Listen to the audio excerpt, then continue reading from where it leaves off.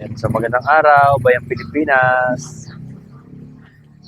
Ayan yung setup ng hardware. MFR Trading OPC. So, ayan, halos lahat ng materials meron kami. Dito yung bakalan sa area na to. Yan, nandyan yung mga tubular, angle bar, zipper lines, deform bar nandyan. Pati mga pang-selling, crane channel, wool angle, metal paring, at pati yung mga paisim board. So nandun, paisim board, gypsum board, nandun mga plywood. Ayan, ayan nakikita yung plywood. At syempre yung kukulamber na tinabas namin kanina, ayan. Nandyan din yung kukulamber. Mga PVC, sanitary pipes, tubo. So, itong MFR kasi matagal na to, nasa 14 years.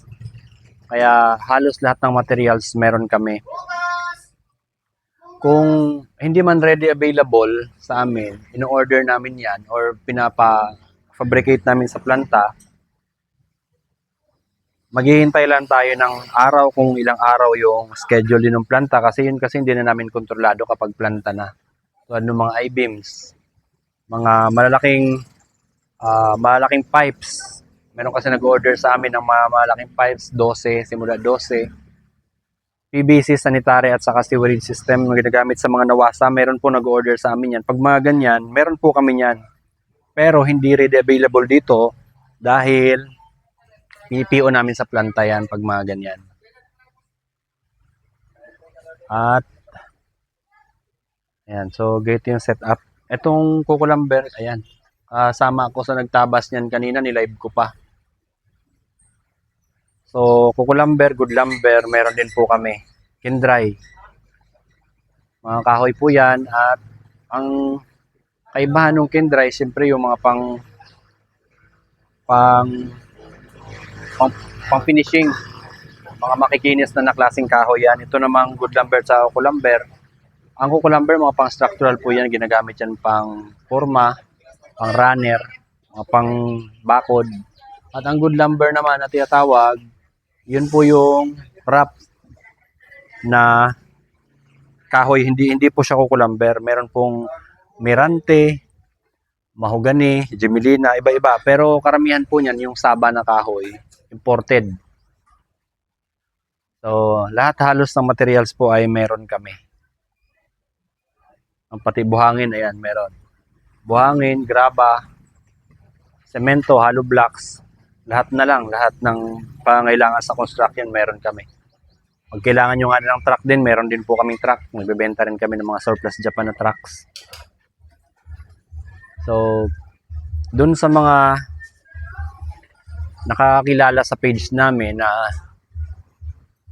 hindi pa kayo sigurado kung legit kami, pwede po kayo mag-visit dito mismo. Ayan po, may sariling, medyo malayo lang.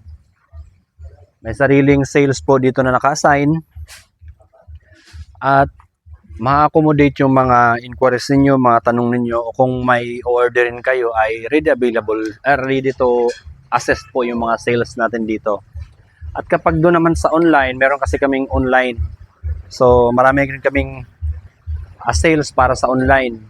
Hindi po tayo mawawala ng sales sa online.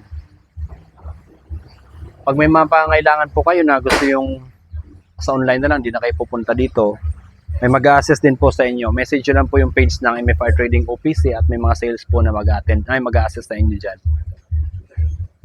So yung tandaan nyo lang po na MFR Trading OPC, kompleto po kami ng materials. Fabrication at mga ready available na materials. Doon naman sa mga ready available materials, kapag in-order nyo po yan at ready available, ay ma-deliver po agad natin within the day dahil marami po kami mga trucks. Ayan. Nakaparada na ngayon iba. Maliliit. Pero meron din kami mga mahaba na trucks na pwedeng mag-serve sa inyo, mag-supply o mag-deliver pang maramihang order. So madali lang naman po kami kontakin kasi marami kaming cellphone number, contact number doon sa page. At dito rin, kung pupunta kayo dito sa amin sa hardware, ay mas mapapriority kayo pag nandito kayo kasi nandito mismo yung dispatching. Okay, so yun lang. Magandang araw, Bayang Pilipinas.